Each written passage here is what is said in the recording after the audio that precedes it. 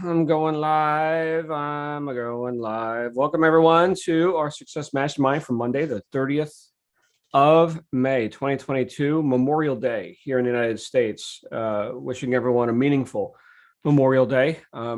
Actually just about to send out an email and do some social media posting, believe it or not.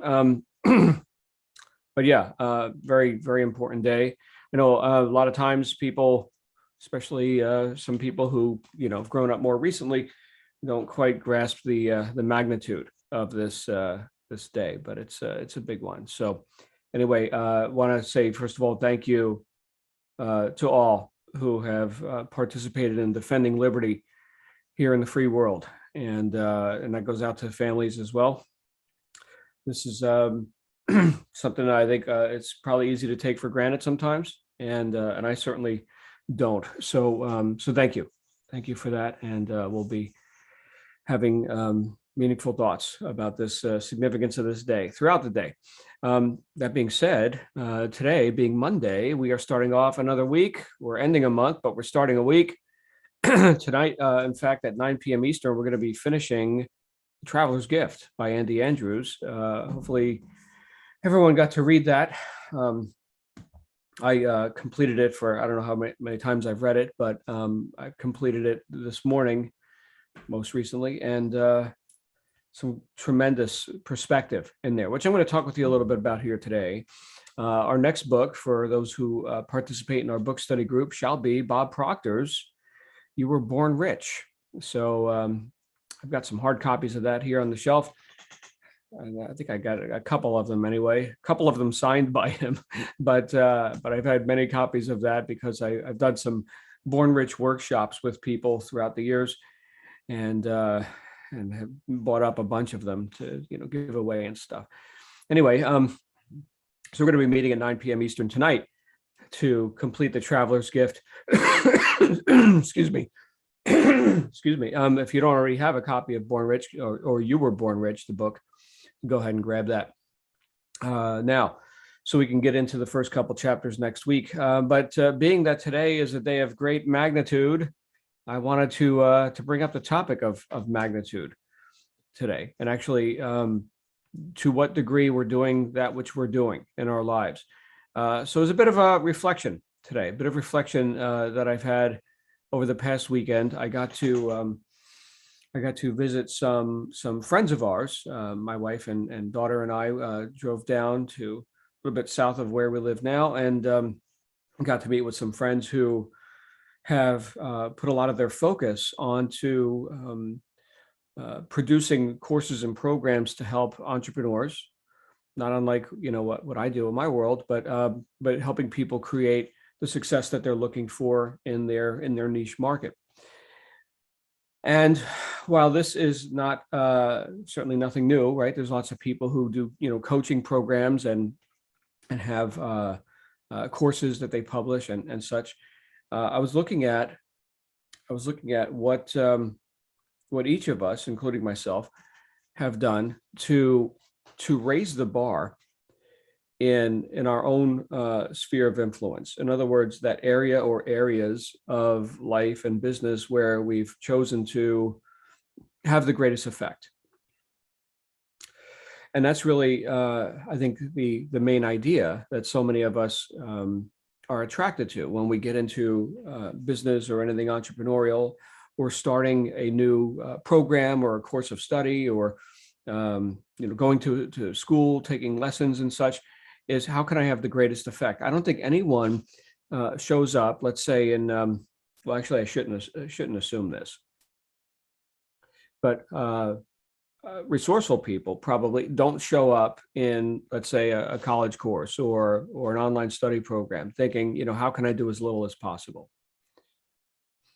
Right? How can I have a mild and mediocre effect? I don't think that's the consideration on the minds of people when they enter something which they're going to invest money, time, attention into, right? We're probably looking at, how can I get the most effect?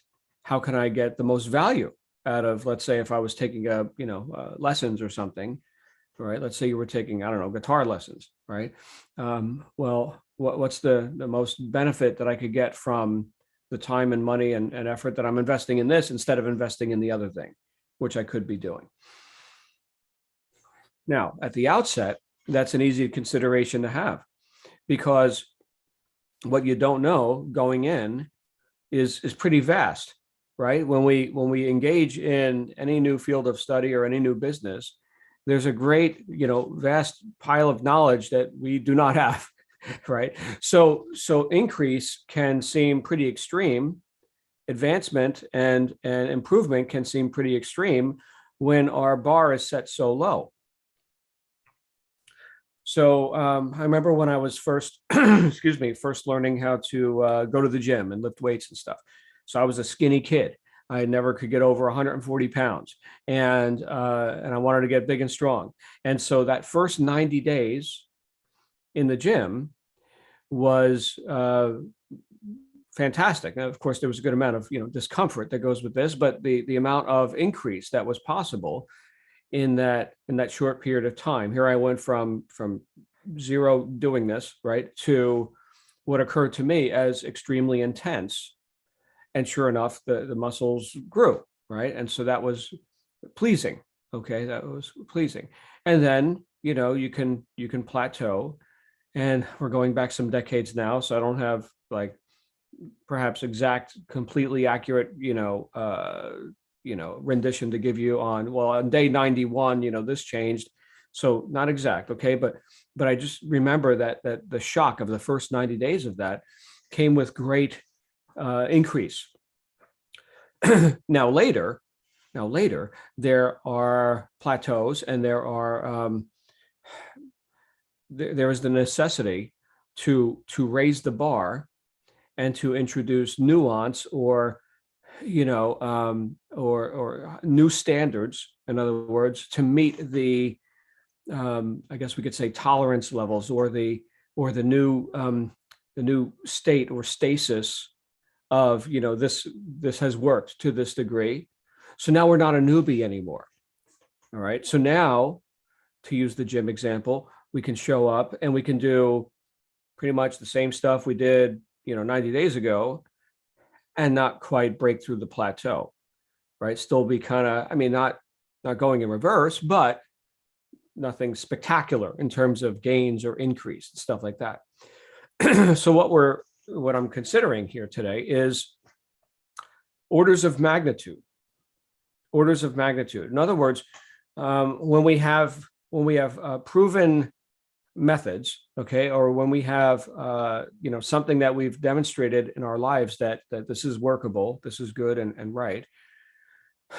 Well, for me to continue to advance and to be pleased with the results of the effort that I'm putting in, I'm going to offer you that it's actually much more gratifying to look at ways to multiply one's effectiveness as opposed to just incrementally increase.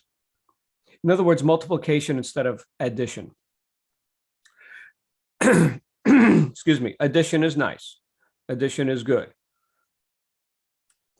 But is it as notable as a multiplied increase? No, obviously not, right? Multiplication, well, that's pretty remarkable. Okay, so what do we have to do to get into the mindset of correct orders of magnitude? What do we have to do to get into the mindset of that?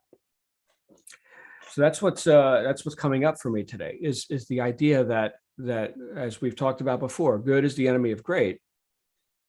And while I may have workability or decent results at a certain level because I've proven to myself and have observed others that these are good things that I could do, it's incumbent upon me, if I so desire continued exponential increase, it's incumbent upon me to have completely new orders of magnitude that I'm willing to consider and entertain and then engage in, right? So that I can again be pleased with the shocking rapid increase. Now, who doesn't like rapid increase?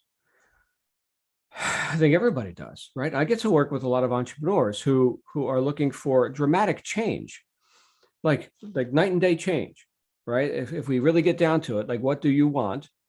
Okay. And if people can come up with answers to that question, in many ways, it's a complete 180-degree shift from the routines, or we could say the certainly the circumstances and the conditions that got them up to this point, but obviously not further. Okay. So one thing that we can do when we're talking about approaching whether it's a goal achievement or a some lifestyle shift or some entrepreneurial endeavor, one thing we could do is we could take inventory of all of the methods and ways that we've approached business or similar things up to this point, and we can assess them based on will that get me where I want to go. Now, you don't have a crystal ball, I get it, okay, but there are things that we can accept or reject based on our own history and having observed to what degree it's worked in our lives. Now, obviously, there's going to be some basic things that you're not going to reject, right? You will continue to do high integrity or highly ethical things that are good and right, that maintain some stability and of course responsibility in your life. For example, if people are currently working a job or something, and that's the responsible thing for them to do to keep the lights on and support their family, then okay. So these are methods that you'll maintain for however long they're needed to have this baseline. Okay. But, and here's the trick. If that level of thinking, which let's say is, I don't know, maybe 10%.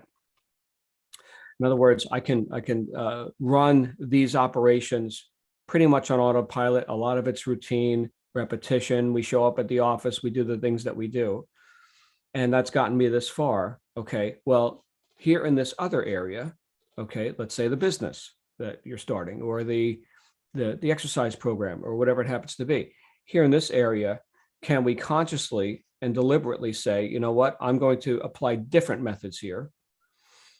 This has workability in this realm to this degree, which I'm clearly not satisfied with, right? Because I'm reaching higher now. So what would be a method or an approach that would demonstrate by orders of magnitude greater that this new, more powerful person, this being, is showing up here to create something spectacular? I think to do this, what we've got to do is look at role models. It's one of the reasons I went and with my family, we visited this other couple. They're doing very, very well with their approaches, and so we wanted to kind of talk to us a little bit about that, right? So what's the approach with this? What's the mindset of that? And a lot of it was familiar, of course, right? It wasn't like completely new data that we had never heard before. However, the nuance, just like I was talking about in the gym, you can only go so far with, that routine. Now you're going to add some different exercises and hit the muscles a little differently, right? So the nuance that I gained from that was of things that would bear fruit exponentially greater with less time and effort. In other words, anybody can be busy. And I hope you're following me on this, because a lot of you I know have been busy. Okay, I got it, right? So you do your work, and that's nice and laudable. However, are there methods that you can engage in, ways that you could engage with whatever actions that you're already taking that would multiply their effectiveness and do it in the same or less amount of time? Because really, I think that's where we all deserve to get, is to a place where, like I opened up this conversation, to a place where we can look and we could say, I've had the maximum effect. I took the course, I took the guitar lessons, and I am maximally, better than I was before I didn't, right? Or, I did the business launch, and, not only did I achieve, the projected, outcome, I exceeded it. This this willingness to put yourself out there in a new way and to greater orders of magnitude than you've ever done before, it feels really awesome. And again, I think that's part of the benefit that we're all looking for, right? Is that we, when we our head hits the pillow at the end of the day, that we know we played full out. We didn't hold ourselves back. In other words, we weren't so damn reasonable. We got to be a bit unreasonable. Now, in this book, which we're going to be concluding tonight, there were 7 decisions that were given to us by the author via the characters that he wrote about here. And once the traveler, the character David Ponder, once he got through the 7 visits that he was having, he got to experience a future reality. And again, I hope you all read this for yourselves, okay? Because I don't want to just let the cat out of the bag if you haven't. But he got to experience his future. That was kind of like the 8th stop on the tour. Was, hey, check this out. Here's your guaranteed future outcome. And it was, in the case of the the character, it was way beyond what he had gone into the book with.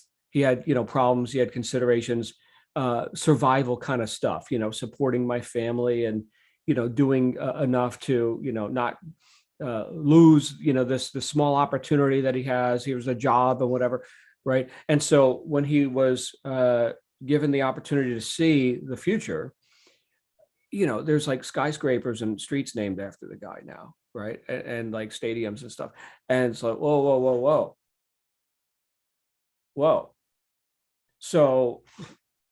So by me applying these principles, or my training, or my methods, or whatever, by me applying myself to this fully, wholeheartedly, and with greater orders of magnitude, and multiplying and seeing, playing a bigger game, this is the, in fact, not could be, this is the outcome.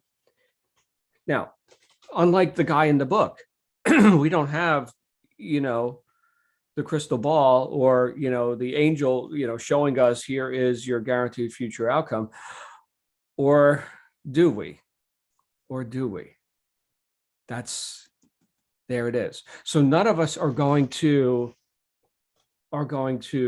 stand up boldly and multiply our efforts and our decisiveness if we don't have the faith that we can in fact accomplish these tremendous things, which may not even, while we were in the thick of it, while we were getting cheese here and there, right? We hadn't even considered that big of a game. So I'm thinking that what needs to be done is, we don't just consider that we could in fact have an effect far reaching and at greater orders of magnitude than what we may have considered up to this point. Okay, but that we actually expect it. I've had countless, examples, which I couldn't have planned on. I couldn't have said, and if I do this, then that's going to happen. Okay, but I've had countless examples of where people had cited, something that occurred, or something that I told them, or a book that I told them to read, or a lecture that we attended, or that I gave years prior, right? And now their life experience in this or that area, or whatever they were previously struggling with, now they've experienced exponential increase. And I did not know that 5, 10, 20 years ago, when, the conversation was going down, or whatever the circumstances were, that would be the lasting result, which I couldn't have predicted. I couldn't have predicted that. Or that it affected other people who, they weren't there at the original event, but now it's gone out and it's created benefits for more people. One of the companies that I work with was started by a guy who had a vision for bringing people exceptional products at reasonable prices, and helping people have more, natural and health and all this. And it's now grown into a multi-billion-dollar operation with millions of people affected by the vision that this person had for something which I mean, I don't know, green products and stuff. I mean, it's cool. I mean, it's not my bag. Yeah, I enjoy them. I'm a customer, but it's not like I wasn't fired with, some vision of changing, how the world experiences consumer products or something. That wasn't, my calling per se, but there is a calling. Okay. So like Ralph Emerson said, imitation is suicide. So don't imitate the other guy who that was his calling. Okay. That's not your calling. Okay. But your calling, there's some combination of talents, abilities, and inclinations, right? Things that you have. I don't know if the talent is the right word, but you have abilities. Yes, you have abilities and combinations of these abilities, which makes you unique, and in a way that you can deliver value and benefit to the world in a way that nobody else can do it exactly that way, right? We could see this not just in the business world with the guy with the green products, but I don't know, something completely removed from that would be like music. Okay, so I don't know, the Rolling Stones. Okay, so Satisfaction. Like, what the hell is that, right? Like, nobody in the world did exactly that. Okay, or in the way of even things that we may discount as something we just do as a matter of course, being a mom, right? So is there value in that? And of course there is, right? But is there also the unseen? Here you are 20 years from now, you might not even be on the planet anymore, but because of the way you parented, that affected so many other people. And you can't really account for this too, which is the interesting thing, because there's no spreadsheet, or if I put in this effort here, then that's going to come out there. I don't know. Okay, but I know that if we're always of the mind of increase, not just for ourselves, but for anyone who we may personally or indirectly encounter now and in the future, that has to pay dividends and it has to multiply.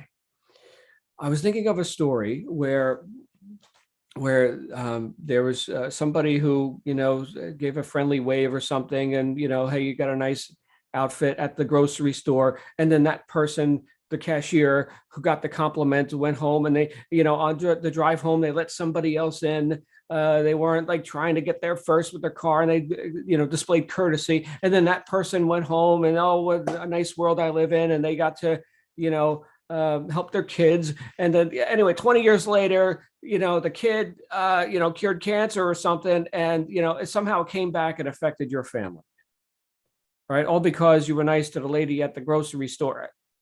I don't know how to account for this stuff. Okay, the point is to be consistently and intentionally part of the solution,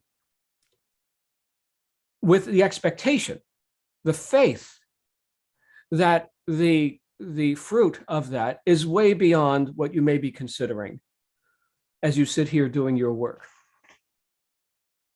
as you create the the things which may seem mundane to you at this stage of life. Solomon said, where there is no vision, the people perish. And so I think the thing that must exist for us to operate on correct orders of magnitude is vision and faith that it's actually good and right, that it's not boastful, it's not an egotistical thing for us to expect profound results directly and indirectly. Okay, just like Ponder got to see in this book. And look, as you read this, you may have dismissed it. It's a nice story. Thanks, Andy. Nice story, but just a little bit. Okay. Well, what if we Look, we go into agreement with stuff all the time, don't we? Here's the narrative, or here's the suggestion of this or that, or here's the circumstances, here's the conditions. We go into agreement with stuff all the time. But why don't we just go into agreement with the grandest vision that we can possibly conjure for ourselves? I mean, if we're all into like agreeing and stuff, well, let's agree with that. Does that sound flippant? Okay, then let's be flippant. But we're going to agree with something, and it's so easy to go into agreement with lack, limitation. The stuff that keeps people running around. Like cows on the cow pasture, man, chewing their cud, waiting for the slaughter. It's easy to agree with that stuff. It could be scary to openly state your disagreement with it, right? Because leaving the herd, right? The purpose of the herd is to keep you in the herd. And so how dare I leave? Who am I to see? Right? There's the mantra of the herd. What will they think? And look, again, this is a new, a completely new concept that I just originated out of thin air. Okay, it's the same stuff that every personal development, anything that's worth its salt anyway, keeps telling us to have vision and faith, right? To operate with a deep sense of gratitude for all that we have and all we're capable of. The point is to just not give it lip service, right? To actually live into that vision. Be, do, and have. So then the question for everyone is, how do you show up today, knowing that your vision for yourself is a guaranteed future outcome, and that it's going to affect more people and do more good in the world than you can even consciously consider or find evidence for at this moment? Absence of evidence is not evidence of absence.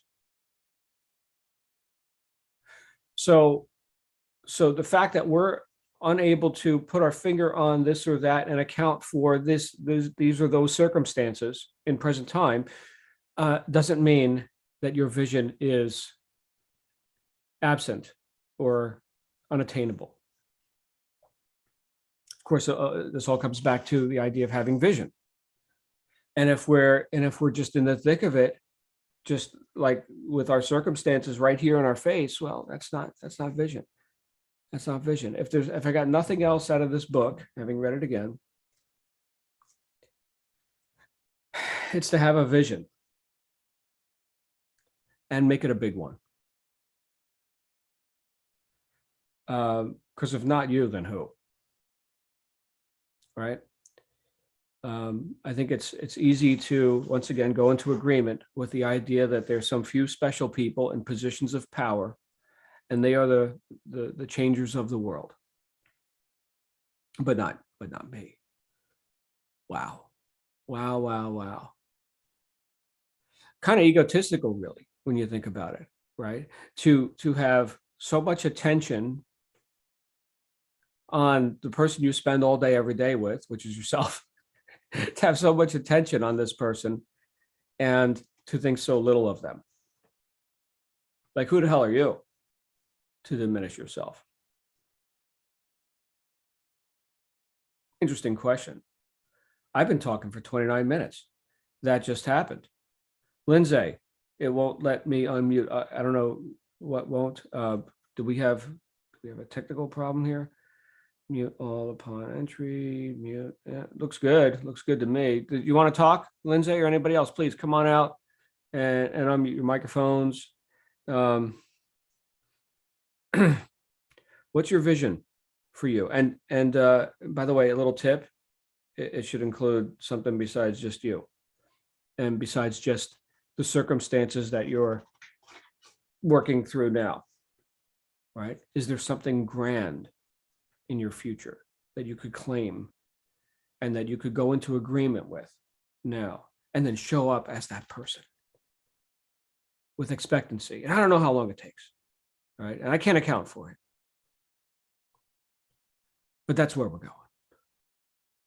Kind of like Columbus in the book. I'm not seeing any hands or any open mics. Kind of like Columbus in the book, right? I see land, right? To the west. I see it. I see it. Yeah. You know, well, physically we don't see it, but I see it. Right? I disagree with the experts who say this is, you know, the edge of the earth and we're going to get sea serpents or whatever the story was. Right.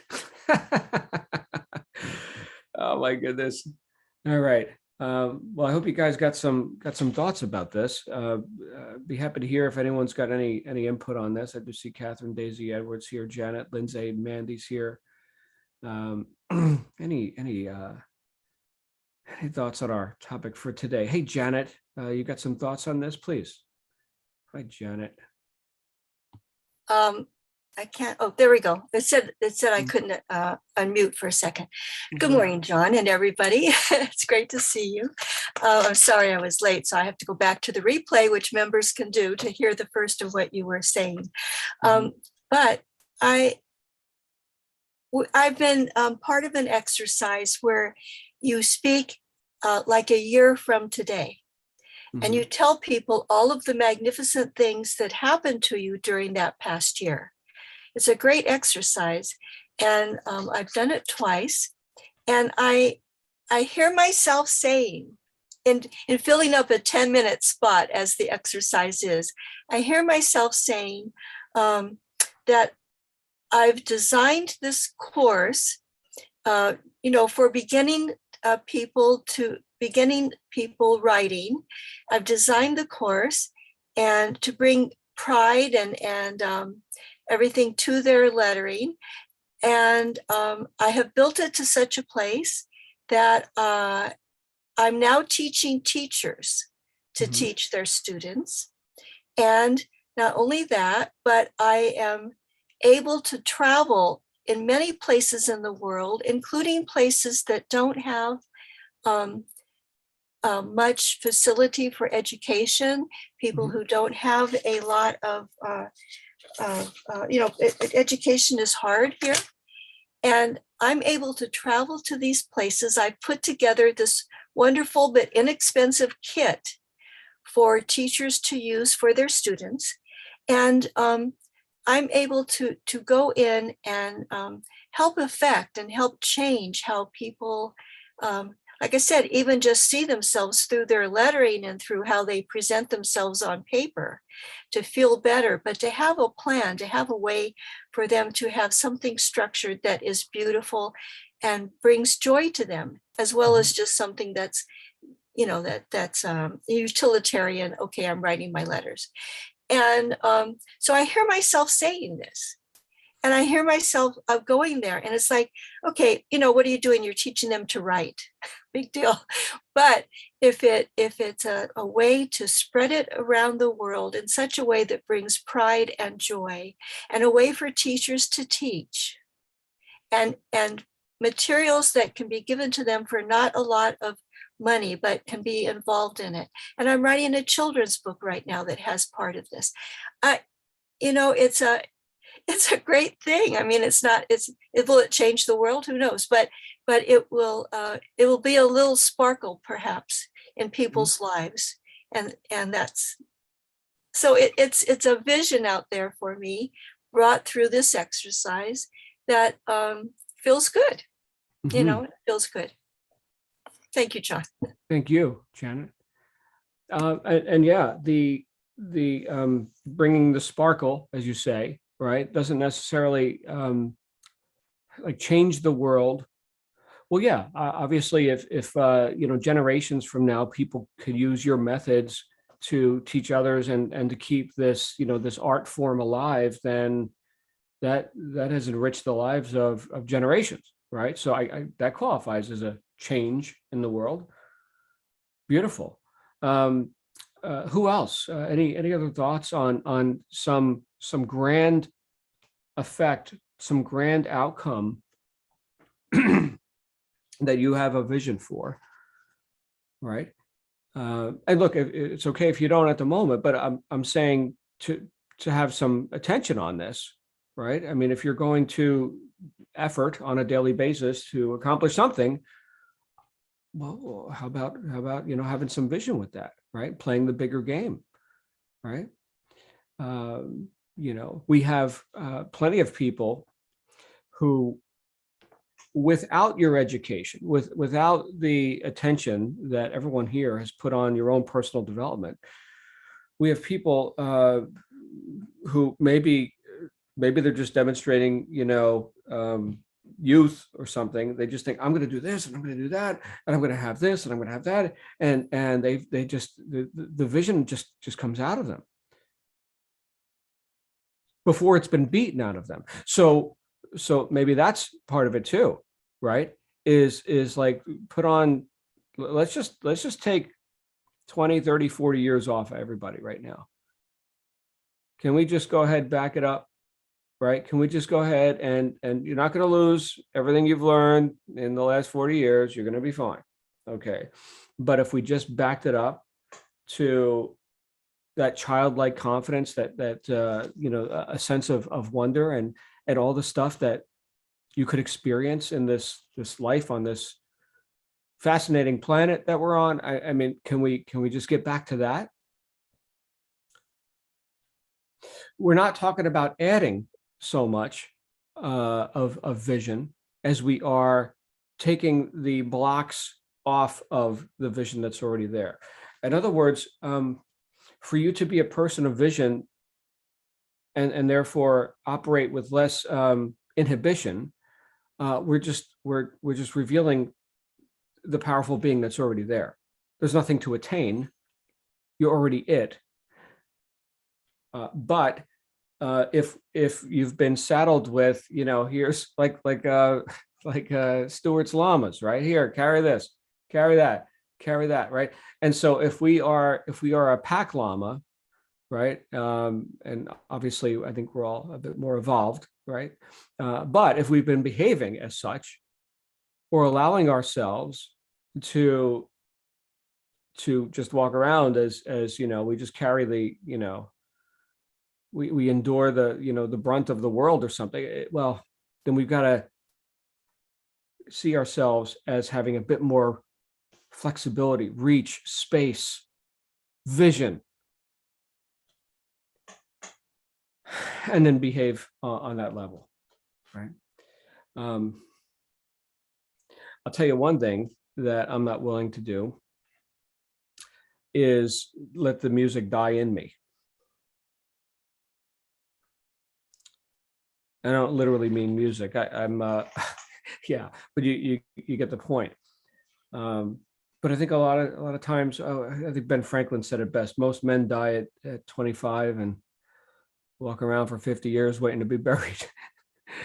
Let's not do that, right? Especially on this day, and I'm reminded of all this because as Memorial Day, it's like, wow, there's the ultimate price has been paid so that we could go fulfill these visions. We've got the liberty to do that.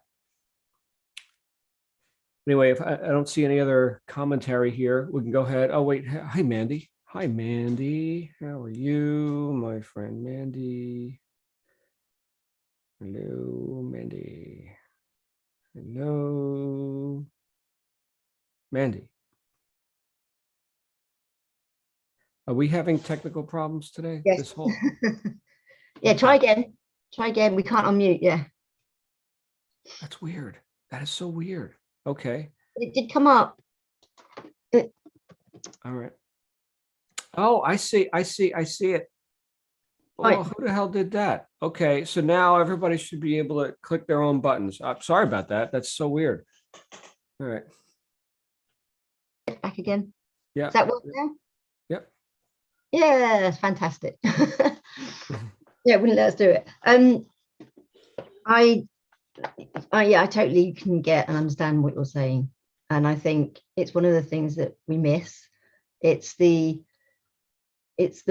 thinking big, thinking outside yourself, thinking more than what you are. And it's all about that. It's not allowing limitations of who we are now to keep us and hold us back from what we could be. It's about becoming the person that we could be and growing with that. And I know that my process has taken a while, but I've had to work some of those things through. And I have a vision of being out there and helping e-commerce businesses to be able to work through their data, understand their data and everything. And my LinkedIn's now set up and I've got other things going. But you're also talking about, I went on to the Unleash the Power Within with Tony Robbins about March sometime, I think. And he's saying the similar thing. It's about finding what's inside you already and letting that out. It's already there, but you've just got to allow that power to come out and be that person. And he says, like, take massive action and, like you say, turn up as the person you want to be. And he says, find the person you want to be. And you know, my alter ego, Elizabeth, that's the person I want to be. And we just need to work towards them and see the things that we haven't got in ourselves. What do we need to change or improve that will allow us to be the person that we'd like to see in the future? Mm-hmm. And I'm still working on it, but I'm persevering. So I've got the persistence that Napoleon Hill was talking about, and I'm hoping that's going to get me there. So I could have dropped out a long time ago, but I want that persistence, and I don't want to lose that music either. I've got this feeling inside of me that I want to be more than what I am and what I was. Mm-hmm. And I'm not, however long it takes, I'm not prepared to let it go until I've got to the point where I can say it's never going to happen. And I don't think I'll get there. I've still got the confidence that I'm on the right path and that things are working. But as you say, you have to think bigger. You have to turn up more. It's all about everything we've learned all along the way. So I totally get what you're saying. Yeah, it's really important to do this. And then if we can't do it, find out why and then change that and just do it bit by bit until you get to where you want to be and be the person that you want to be and have that vision of who you are. Mm-hmm. Mm-hmm. Yeah. Well, can you be it now? That's I think that the thing that I need to remind myself of all the time is that there's nothing to attain except who I'm deciding to be. Yeah. And if I keep forgetting who that is, or I keep diluting that, or keep adding all of the baggage to it, then in present time, I'm not demonstrating to the correct order of magnitude who I am, who's actually showing up. Yeah. Will the real Mandy please show up, right? And speaking for myself, I can often say, as much success as I've had, has the real John shown up? Seldom, sometimes, kinda, right? So can we own that? And it's not a self-condemning thing. I think it's self-appraisal. It's like, well, I keep showing up with all this other stories and reasons and so damn reasonable. Yes, 100%. Yeah, we can have what we want in life for our excuses for not having it. Mm-hmm. And then yes, we can do it now. We had to take that jump out of that zone to be the other person because we're not comfortable being the person that we want to be because we haven't been that person yet. And every time you do more, you can do it. And it's taking that jump, isn't it? And I know but you're right. Yeah, we should be able to be it now. If we've worked out what it is we want to be and who, then, we've got to be that person and stop having those excuses. And I know I've got them too. Right. When Mandy enters the room, people notice, right? Oh, it's Mandy, right? So now that sounds egotistical, okay?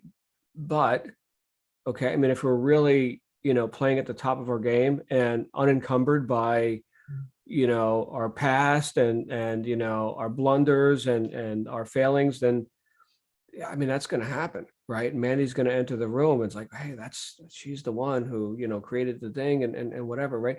So why not celebrate ourselves as that now, right? Again, this quote has come up for me several times this week, that the whole Cary Grant quote. I just acted like Cary Grant and I became him. Go be Mandy then, right? I'll go be John. And But I got to have the vision of what does that mean, right? Where there is no vision, well, then just deal with your circumstances, right? Anyway, I celebrate you, Mandy. You're a highly esteemed person in my planet, anyway. Thank you. So, yeah. All right. Can anybody else unmute their microphones now, if you desire to? I know we were having somehow a setting got changed and allow participants. Yes, no, yes, you can. I see that. All right. It's working now. Hooray. All right. Now that we're probably done. Anybody else? Any other thoughts? Okay. When if we were all comfortable at where we are in life, we would not show up here every day. That's all I was gonna say. Mm-hmm. We're going. Mhm. We have vision. So that was a Awesome. great, awesome magnitude. Great talk. Thank you. Lindsay, you're huge. And I'm not bodily, but you're huge. All right. All right. Be huge. Maybe that's the title. How to be huge. All right. Love you guys. I'm going to be back here at 9 p.m. Eastern tonight for the conclusion of The Traveler's Gift. Make sure you get through the rest of this book. It's an easy book to read. And then grab yourself a copy of You Were Born Rich by Mr. Proctor. So, and thank you to Mandy once again for reintroducing that book on the other side of the pond. We're going to be hitting it here on this side as well. So it's been probably 10 years or so since I read it. All right, guys, make it a